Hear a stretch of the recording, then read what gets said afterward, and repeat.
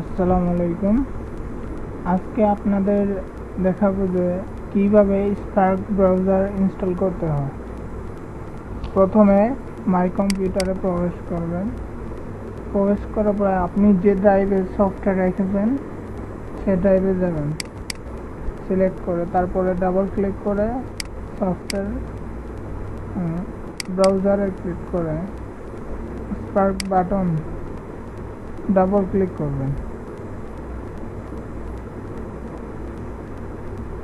Double click করার পরে installing প্রসেসটা শুরু হবে।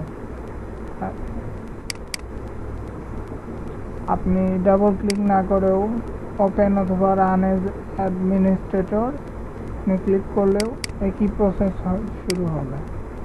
এরপরে ইনস্টল বাকি দুটোই ডিফল্টভাবে সিলেক্ট করা থাকে।